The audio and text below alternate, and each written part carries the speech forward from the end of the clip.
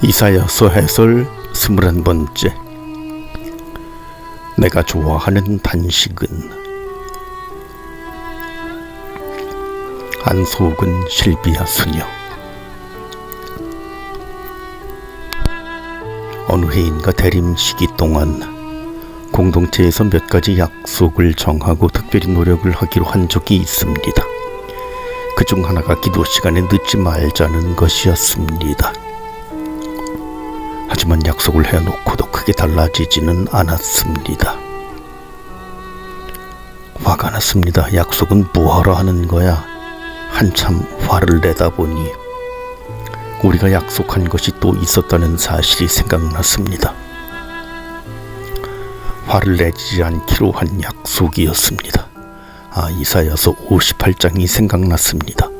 하느님이 바라신 것은 무엇이었을까요? 저희가 단식하는데 왜 보아주지 않으십니까? 정의와 공정을 실천하라고 설교하는 이사야 예언서 제3부에서 58장은 특히 단식을 주제로 합니다. 참된 단식, 이 주제는 예언서들에서 고전적으로 등장하는 주제이기도 합니다. 예전부터 그래왔듯이 유배에서 돌아온 후에 공동체에서도 어떻게 하면 하느님을 기쁘게 해드리고 그분의 은혜를 얻을 수 있을까 고민했습니다. 많은 사람이 안식일과 단식으로 하느님의 은혜를 얻으려 합니다. 성전이 무너지고 없기 때문에 제사를 바칠 수 없게 된 상황에서는 그를 대신하는 단식과 같은 신심행위들이 중요성을 띠게 되지요. 단식일이라 하는 날에는 하느님의 은혜를 얻기 위해 자신을 낮추고 희생을 하였습니다. 그러나 예언자는 구원은 이런 신심행위를 통해서가 아니라 오직 정의를 실천하고 이웃을 사랑함으로써만 얻을 수 있다고 역설합니다. 이스라엘이 유배에서 돌아왔을 때 온 땅은 폐허가 되어 있었습니다. 그 상황 속에서 백성들은 적어도 그 일부는 하느님이 그들에게 관심을 기울여 주시기를 간절히 바랍니다. 저희가 단식하는데 왜 보아주지 않으십니까? 내가 이만큼 단식하고 기도하고 있으니 하느님이 우리를 보아주시고 우리의 처지를 알아주셔야 한다는 것입니다. 이런 질문을 하는 이유가 이기적인 마음에서인지 아니면 진실로 하느님을 찾는 것인지는 분명하지 않습니다. 그들은 마치 정의를 실천하고 자기 하느님의 공정을 저버리지 않는 민족인 양이라는 표현은 실제로는 그렇지 않다는 뜻일 수도 있기 때문입니다. 정의와 공정이라는 두 단어가 눈에 들어오지요.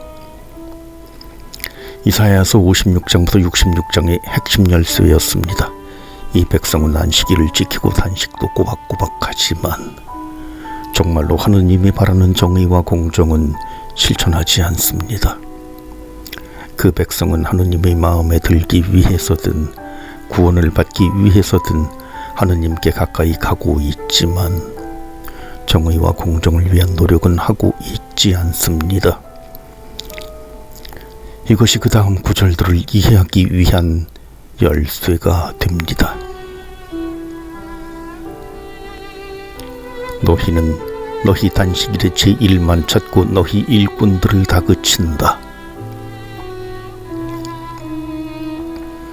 단식을 하는데 하느님이 보아주지 않으신다고 불평을 하는 것은 단식이 하느님을 기쁘게 해드리기 위한 중요한 행위들 가운데 하나라는 생각을 전제합니다. 그런데 사람들은 여러 단식일을 만들고 있지만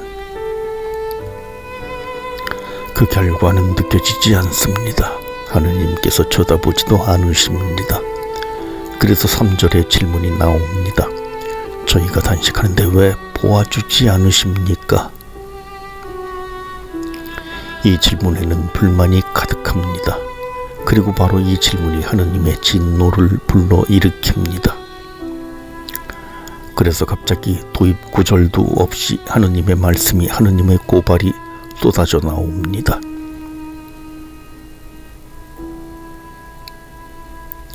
하느님께서 응답하시지 않는 이유는 이기심, 탐욕, 그리고 사람들 사이의 다툼에 있습니다. 그들은 단식을 하면서도 자신의 이익을 추구하는 일을 계속하고 일꾼들에게 가혹하게 일을 강요합니다. 다툼과 분쟁을 일으키고 폭력을 휘두르면서 동시에 단식을 합니다. 그들은 아버지이신 하느님을 공경한다고 하면서 그들의 형제들은 이웃을 괴롭힙니다. 5장부터 7절에서는 단식과 함께 행하는 고행들에 대해서도 고발합니다. 무의미한 이런 행위들을 보시며 하느님은 진정한 단식은 이웃을 향한 것이어야 한다고 말씀하십니다. 불의한 결박을 풀어주고 하느님께서 좋아하시는 단식을 설명하는 6절에는 자유와 연관된 4가지 표현이 나옵니다.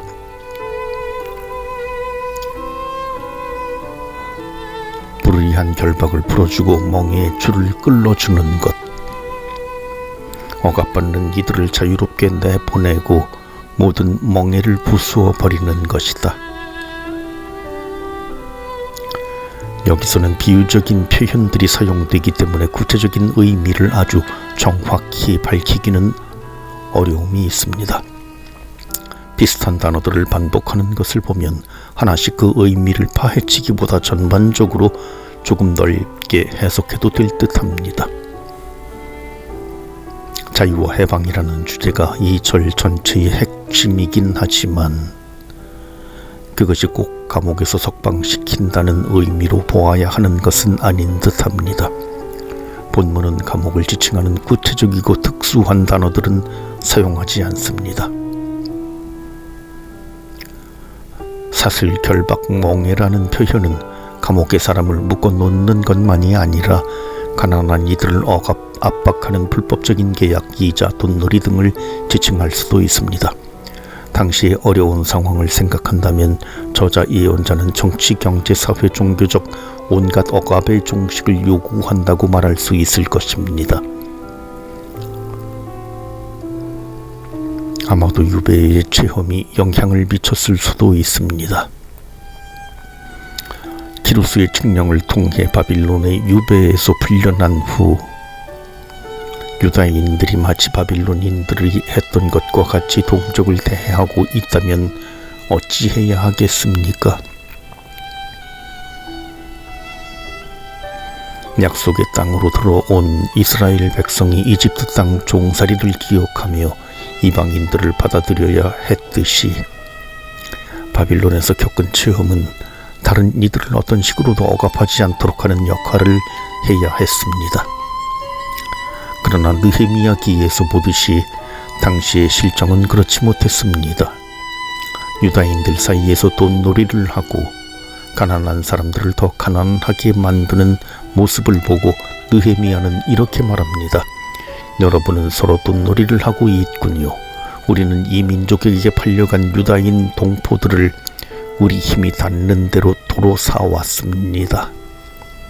그런데 여러분은 여러분의 동포들을 팔아먹고 있습니다.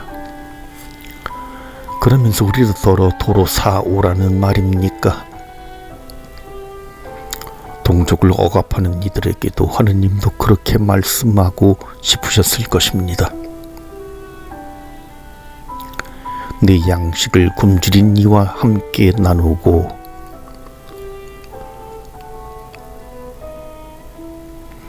이렇게 6절이 억압받는 이들에 대해 말했다면 7절은 굶주린 이들, 집이 없고 입을 것이 없는 가난한 이들에 대해 말합니다. 그들과 음식, 집, 옷을 나누는 것이 하느님께서 당신 백성에게 바라시는 일입니다. 7절의 마지막 구절, 내 혈육을 피하여 숨지 않는 것이라는 말은 그러한 요구들을 요약해 줍니다. 여기에서 내 혈육이라고 번역된 말을 글자 그대로 옮긴다면 너의 살, 너 자신의 살이 됩니다. 물론 히브리어에서 이 단어는 친족을 지칭하여 사용되지만 저자는 이 말을 통해 간접적으로 불의의 근본적인 원인을 드러내 보입니다. 고통받는 이와 하나가 되지 못하는 것, 그를 내 살이라고 느끼지 못하는 것, 그의 굶주림과 헐벗음과 가난함을 나 자신의 것으로 느끼지 못하는 것, 그것을 나 자신의 문제로 인식하지 못하는 것, 그저 사회 문제에 관한 통계 자료처럼만 생각하는 것. 예언자는 이를 개탄합니다. 가난한 이웃의 고통은 바로 너의 고통이어야 한다는 것입니다. 고통받는 이웃은 너의 살이어야 합니다. 이렇게 해서 6, 7절은 주님께서 바라시는 단식을 고행의 날에 실천해야 할 행위를 말해줍니다. 그럼 단식은 하지 말까요? 글쎄요. 이것은 이사야서 58장에 던진 질문이 아닌 것 같습니다. 예언자는 단식을 할 것인지 말 것인지에 초점을 맞추고 있지 않습니다. 그가 말하고자 하는 것은 형식적인 단식이 아니라 불의하게 억눌린 이들을 풀어주고 굶주리고 헐벗은 이들에게 자신의 것을 나누어 준다면 하느님이 반드시 응답하시리라는 것입니다. 그때 내가 부르면 주님께서 대답해 주시고 네가 부르시면 나 여기 있다 하고 말씀해 주시리라. 이사야 예언서 제3부의 주제로 다시 돌아옵니다. 하느님이 응답하지 않으신다면 그것은 정의와 공정이 없기 때문입니다. 정의와 공정을 실천하지 않으면서 하느님이 정의롭고 공정한 세상을 만들어 주시기만 바랄 수는 없습니다. 오늘의 세상에서도 다를 것은 없습니다.